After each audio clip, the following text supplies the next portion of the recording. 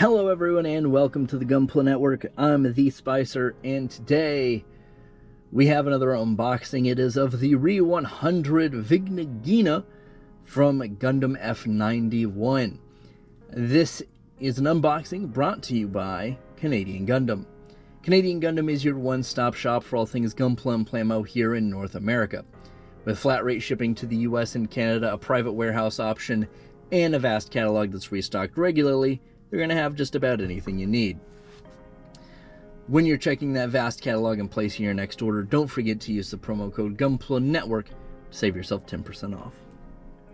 So the Vigna Ghina, it is unique to say the least. I don't think it's anyone's favorite mobile suit. I don't even think it's really like even a cult favorite either. There's a lot of other things I think people kind of prefer in F91, but it is a unique design. I really like the backpack. I think the big thruster fin thingies are cool.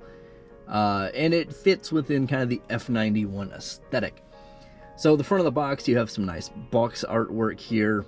Very good representation of the mobile suit. Very crossbone vanguardy, as you would expect.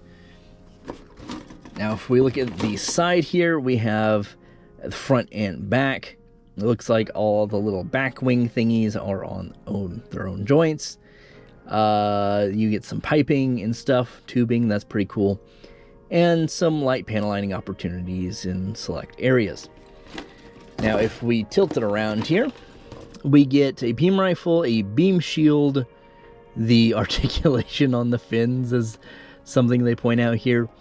You do have red thrusters everywhere. I'm going to go ahead and assume those are not actually molded in red.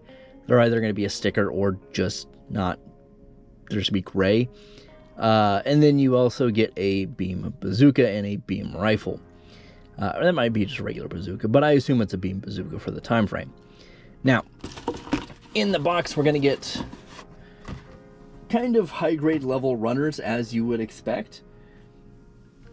You're going to get a big gray runner here with B1. I'm going to go ahead and assume there's a B2 in there as well. Very nice color gray. It's exactly what you expect from the box. You have a deep navy here. This is going to be pretty nice as far as a contrast. The gray is kind of a blue gray, so I think this blends pretty well. You get the beam effect parts. The beam sabers are fairly standard, but the beam shield is pretty neat. You do get a C1 and C2, which is the purple, which makes up kind of the accent colors of the mobile suit itself. And let me get C2 out of here as well. Oh no, these are C1. Both of them are C1. So you get two of the same runner. That's weird. That is really weird. I guess it's really not that big a deal. Usually they make a second runner out of it and remove extra parts. There's B2, there's the rest of the gray stuff. Looking good. Kind of, yeah, it's weird they did B1 and B2, but not C1 and C2. Odd choice, but whatever. It is what it is. Then we have A1, which is more of the gray here. This is, yeah, same color gray. So no kind of bone white, regular white, kind of off-white color separation that you get on a real grade, but it's a Re-100, so you're not really expecting that. As I mean, this is just a 1/100 high grade in a lot of ways. You also get F1, which is going to be probably duplicated into an F2 or just another F1 plate that has some of the backpack wings on it. Let me reach in there, and another F1, so exact same thing. That one makes a little more sense than C1. You get a clear blue piece for the visor. You get another navy piece. This is D2. So this is the companion piece to the other blue runner we had earlier. Ooh. We have E1, which is the same blue color. So you have more of that. It's most of the weapons, which is interesting. I thought those were molded in a different color. You have a bunch of PC joints, which would make sense for the time frame here. And then you have an E2, which is more of the piping. There are those thrusters, so they're not going to have red on the inside, but that's a pretty easy paint app if you do decide to do that. And then, let me see if there's, there is. there is a sticker sheet in there.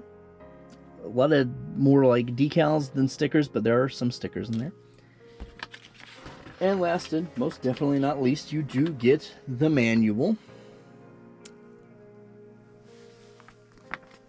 And yeah, it's kind of all the same stuff you get on the box. I mean, this is kind of the standard fare you're going to get with most model kits these days.